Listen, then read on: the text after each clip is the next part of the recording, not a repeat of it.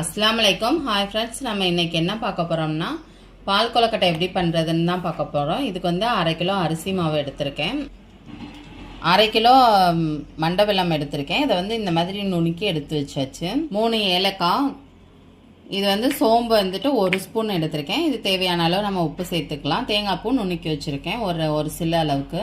இப்போ எப்படி பண்ணுறதுன்னு பார்ப்போம். அரிசி மாவில் வந்துட்டு இங்கே 1 பிஞ்ச் அளவுக்கு நம்ம வந்துட்டு உப்பு சேர்த்துக்கலாம். உப்பு சேர்த்து நல்லா பிணைஞ்சு வச்சுக்கலாம். நம்ம இடியாப்பத்துக்கு பிணைவோம்ல, அந்த அளவுக்கு பிணைஞ்சிக்கலாம்.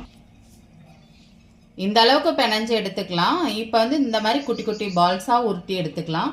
அதுக்கு முன்னாடி நம்ம வந்துட்டு ஒலையை கொதிக்க வச்சுக்கலாம். இப்போ வந்துட்டு 1.5 லிட்டர் அளவுக்கு நான் வந்து தண்ணி எடுத்திருக்கேன். இதை வந்து உள்ளே சேர்த்துக்கலாம். ஒலை கொதிக்கட்டும் நல்லா. இப்போ வந்துட்டு தண்ணியில் வந்து நம்ம மண்டை வெல்லம் சேர்த்துக்கலாம்.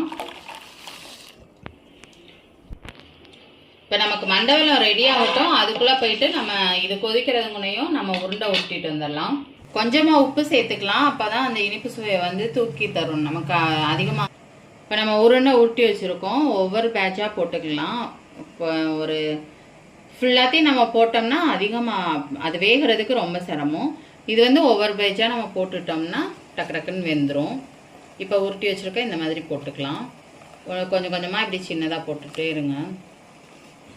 அடுத்து உருட்டி வச்சுருக்கதை போட்டுக்கலாம். இது கொஞ்சம் வெந்துருச்சு. அதுக்கப்புறமா நம்ம இதை போட்டுக்கலாம். இப்போ நம்ம இந்த சோம்பை வந்து வறுத்து எடுத்துக்கலாம். சோம்பும் ஏலக்காவும் போட்டு நம்ம லைட்டாக வறுத்து அதை அப்படியே பொடி பண்ணி நம்ம அதில் வந்து தூவி விடணும். இப்போ நமக்கு நல்லா வெந்து வந்துருச்சு. இங்கே பாருங்கள், நமக்கு நல்லா வெந்து வந்துருச்சு. இப்போ வந்து நம்ம இந்த சோம்பு நுணுக்கி வச்சுருந்தோம்ல, சோம்பு ஏலக்காவும் அதை வந்துட்டு நம்ம சேர்த்துக்கலாம்.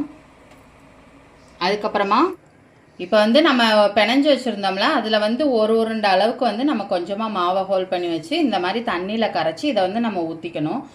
பால் கொழுக்கட்டை நல்லா கெட்டியாக வரும். இப்போ நம்ம இதில் சேர்த்துக்கலாம். சேர்த்துட்டு நல்லா கிண்டி விட்டுக்கலாம், கெட்டி சேராத அளவுக்கு. தேங்காய் பூவை தூவி விட்டுக்கலாம். சூப்பராக ரெடி ஆயிடுச்சு. இதே மெத்தடில் நீங்கள் ரெடி பண்ணுங்கள். சூப்பராக இருக்கும். பால் கொழுக்கட்டை ரொம்ப ரொம்ப டேஸ்ட்டாக இருக்கும். நீங்களும் ட்ரை பண்ணி பாருங்கள். இதில் வந்துட்டு நம்ம அம்மிக்கல், ஆட்டுக்கல், உரல் இந்த இதெல்லாம் நாங்கள் செஞ்சு போட்டு நாங்கள் விளையாடிட்டுருப்போம். அதுதான் எங்களுக்கு வரணும்னு சொல்லிட்டு நாங்கள் இதை சின்ன வயசில் அவ்வளோ அருமையாக நாங்கள் உருட்டி விளையாடிட்டுருப்போம். நீங்களும் ட்ரை பண்ணி பாருங்கள். இந்த வீடியோ உங்களுக்கு பிடிச்சிருந்துச்சுன்னா லைக் பண்ணுங்கள், ஷேர் பண்ணுங்கள், கமெண்ட் பண்ணுங்கள், சப்ஸ்கிரைப் பண்ணுங்கள்.